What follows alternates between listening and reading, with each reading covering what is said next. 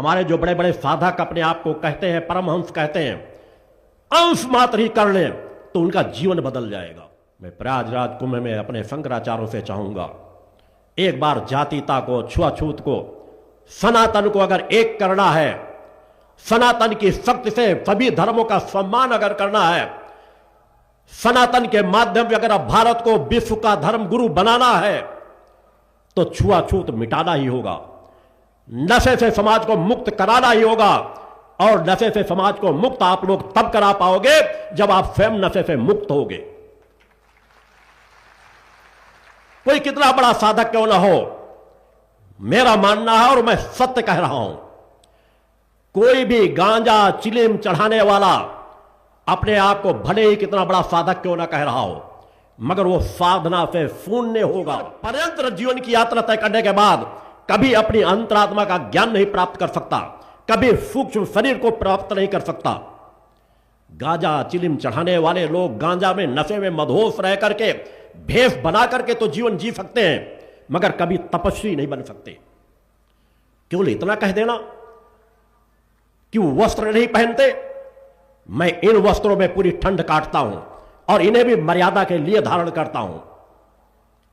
जिस बर्फ के सिल्ली में भीफर से भीफर ठंड में कहो, उनसे ज्यादा समय लेट करके दिखा सकता हूं। तब को केवल वस्त्रों से आंकलन नहीं किया जा सकता,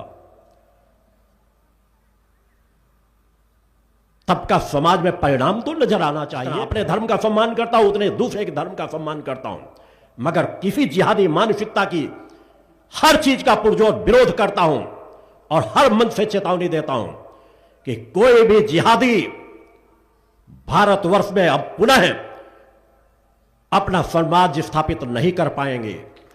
बोलो गुरुदेव भगवान की। समय बदल चुका है, समाज बदल रहा है, एक नहीं अनेकों चेतनाएं समाज में अलग अलग तरीके से कार्य कर रही हैं, मगर दुर्भाग्य से ना हमारे शंकराचार्य बदलना चाहते हैं, ना अखाड़ा परिषद में बड़े बड़े ज्ञानी जो वेदों को रट रट करके पी गए हैं, मगर वेदों के अनुकूल न अपना जीवन जी रहे हैं, न लोगों को जीवन जीने के लिए प्रेरित कर पा रहे हैं। जो बड़े बड़े साधक अपने आप को कहते हैं, परमहंस कहते हैं, अंश मात्र ही कर लें तो उनका जीवन बदल जाए। मैंने जब विश्व अध्यात्म जगत को साधनात्मक तब्बल की चुनौती रखी थी तो किसी गर्व घमंड से नहीं रखी थी कि उनकी आंखें खुले।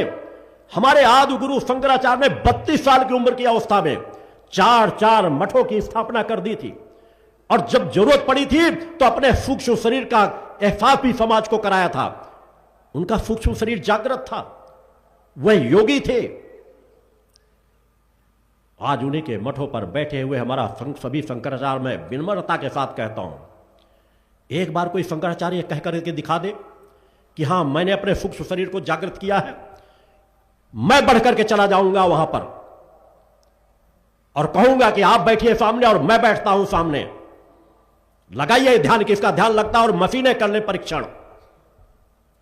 और यह कहने की सामर्थ्य नहीं रखते तो सत्य का अगर ज्ञान करना हो तो मेरे सिद्धाश्रम धाम में आए। बोलो गुरुदेव भगवान की जय। मैं हर मंच से कहता हूं कि हां मैंने अपने 7 चक्रों को जागृत किया है, मैं सूक्ष्म शरीर का जीवन जीता हूं, जब जहां चाहूं अपने सूक्ष्म शरीर के माध्यम से उपस्थित हो सकता हूं। हां मैंने अपने इष्ट के दर्शन प्राप्त किए हैं। बोलो गुरुदेव भगवान की जय। आज भी वो सब कुछ संभव है जो हमारे ऋषि मुनि करते थे। वैसे तपस्यात्मक जीवन तो जियो, वैसे कर्म तो करो, मगर समाज उससे दूर होता चला जा रहा है। समाज को क्या सिखाया जा रहा है? केवल लोभ, लालच समस्या है, केवल इसलिए भगवान की पूजा कर लो। तुम्हारी सबसे बड़ी समस्या तो तुम्हारे अपने स्वयं के अवगुण है जिनसे तुम नहीं निकल पा रहे हो। तुम्हारी सबसे बड़ी समस्या तो है तुम ज्ञानी होकर भी अज्ञानियों का जीवन जी रहे हो। तुम्हारी सबसे बड़ी समस्या तो यह है कि एक इतनी विशाल आत्म तत्व को लेकर के तुम दर दर भटक रहे हो। कब उस आत्म तत्व प्रति आपका आकर्षण पैदा होगा?